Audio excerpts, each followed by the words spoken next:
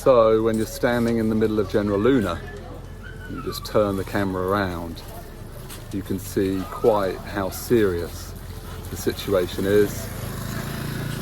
Literally everywhere you go, piles of rubble and despair. It's not clear how long it will take to clean this mess up. Power could be off for several weeks or longer. I'm not sure yet about the phone signal. I'm going to try and get a message home to family in the UK as soon as possible.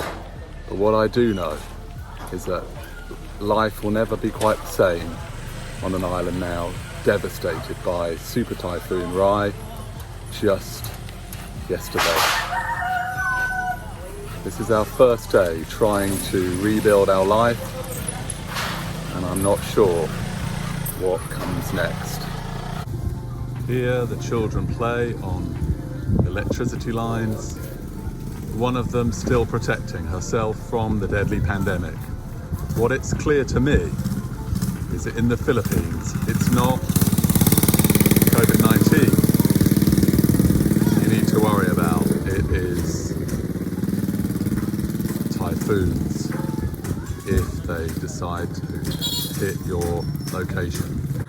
If you come up to Tourist Road, the devastation is even more clear.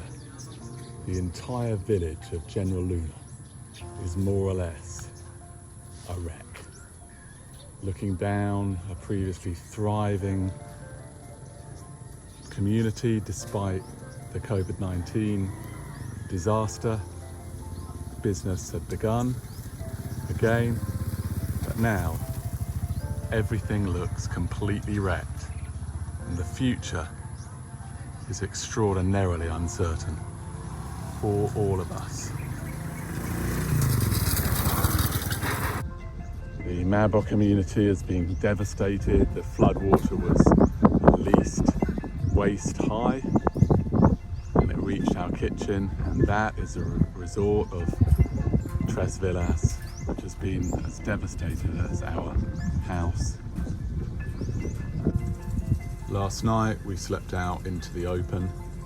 We hoped that the protection we put was enough, but we endured the rain at around 2 o'clock and Miras and Raf are now still sleeping. So the Super Typhoon has basically made us homeless, with our house, at least the top half of our house, completely destroyed. And even just walking around in the rubble, I managed to find some of my shorts that have blown quite a long way away. We have Mirasol's family living in our devastated cabin, which took in significant water last night during the rainstorm. We know already that recovery will take a very, very, very long time. We're not expecting any sense of normalcy for a long while. The house is a complete wreck, and even if we clean it, the problem is every night the water will come in, or during the day, if of course it isn't raining. It's heartbreaking to see such a new house turned into something so unlivable. Even Raf's collection of books, most of them are wet and destroyed. It has been 4 days since Typhoon Rai destroyed our house. It's over there.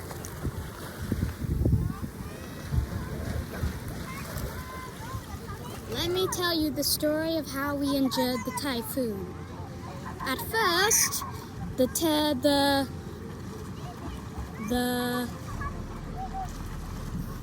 forecast was that it was only going to be a Category 1 typhoon, but just before it happened, it's converted to a 5 Category typhoon. So we had to go to Consuelo to be safe. But at first, the first 2 hours in Consuelo, I played with my cousin Walter and a few other friends. But after that, it was all going bad. First, the kitchen window broke. Then there were lots of leaks. Then everybody had to crowd into the bedroom, and suddenly the wind started, and it forced us to stay inside that room with luckily still 2 glass windows. But I was trying to get asleep when there was a crash and one of the windows broke, and we had to put the bed up against the window to stop the wind coming in. After that, we had to stand a lot and maybe wait for the wind to shift. But only after maybe an hour or so, only 15 minutes, the wind shifted and bounced the table across. So we had to move to the other part of the house. And there it was okay. We just had to listen to the wind pounding against the house, and after a few hours, it stopped and we were able to go to sleep.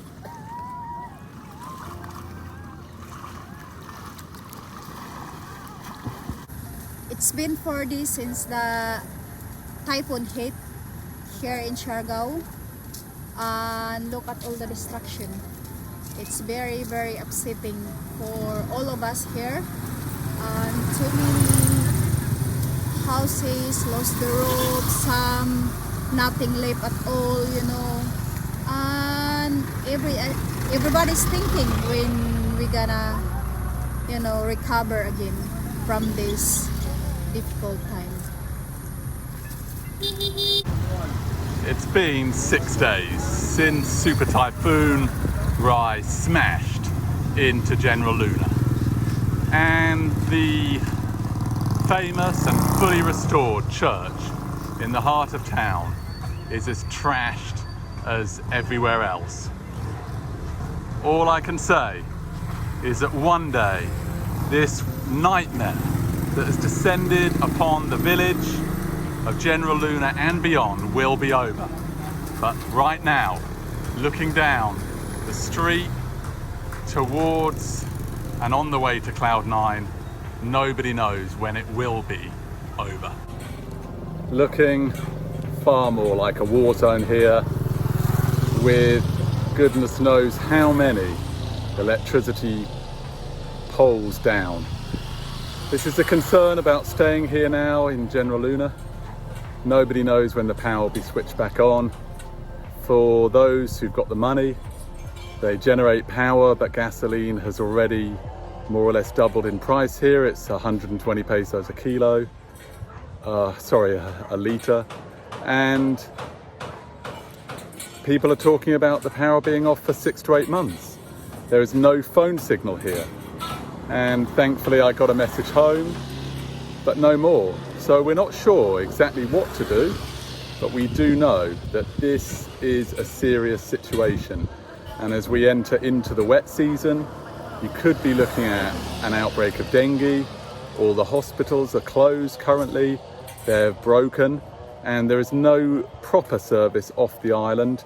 You have to go for a speedboat service at 2,000 to 3,000 per person if you can group together 10. It's 25 to 30,000 now to leave the island by speedboat, and by pump boat around 15,000 for 2. Things are as crazy and bleak as they've ever been here on Siargao Island. The gymnasium is almost completely destroyed in terms of the roof area. Looking down though in the market area is where you can see unbelievable devastation everywhere, with the flimsy structures down here, and the market is an absolute wreck. People don't know quite where to sleep. They're shell-shocked after the Super Typhoon cut through here without any feeling for its numerous victims in terms of loss of property. It's unclear how many people have lost their lives with this typhoon, perhaps a few in its wake, but we don't have any signal here, any news, any internet, so we simply don't know what's going on.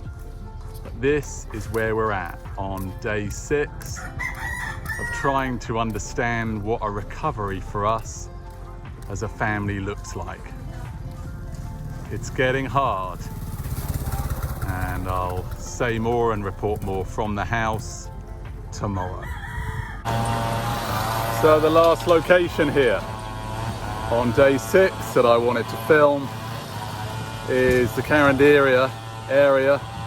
This is where we came for lunch every day during our construction back in September and October. Never would we have known that just 10 to 11 weeks after moving in would our house be pretty much destroyed. And these more flimsy structures, just a few meters really from Tourist Road and not so far from the beach, didn't survive. People are trying to rebuild their lives, and as I mentioned, we're not sure now exactly what that looks like for us on Siargao Island. So, just a week and a half since the typhoon made landfall, and we're celebrating Christmas here inside our kitchen. Raf and Walter are opening some toys, and Miras is just putting a few things away after lunch. The tree survived after a rebuild, and here they are happy with their toys.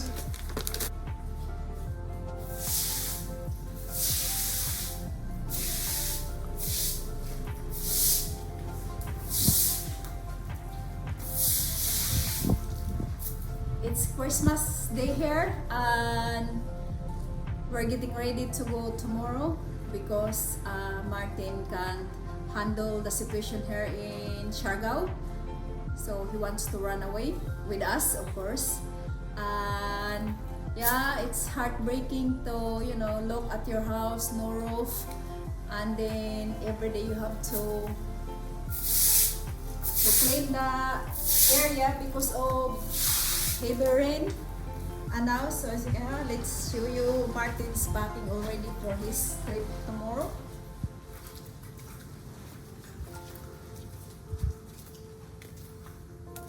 And here it is, all his luggage, our luggage.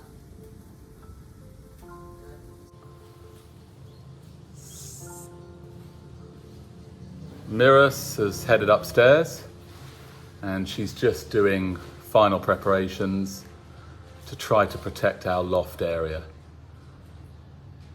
This vlog is called Rebuild or Escape, and we don't really have much of a choice. We can't rebuild for several weeks or months with so many roofs off. Workers are in demand and materials are simply not available. Aid isn't getting in, but food is generally fine here at the moment, and Mirasol has been proactive in getting water, so we've been fine. But we've been left, in my view at least, with a simple choice: stay here for many weeks and months and just watch the house slowly deteriorate as water gets in, or do what we can to protect it and go south to a tiny island where we've stayed many times before. We have a relationship with the village and the waves. So that's where we're heading. And this is the end of the Rebuild or Escape vlog. And if you tune in next week, you'll see the beginning of a 3 or 4 month residency on an island like no other.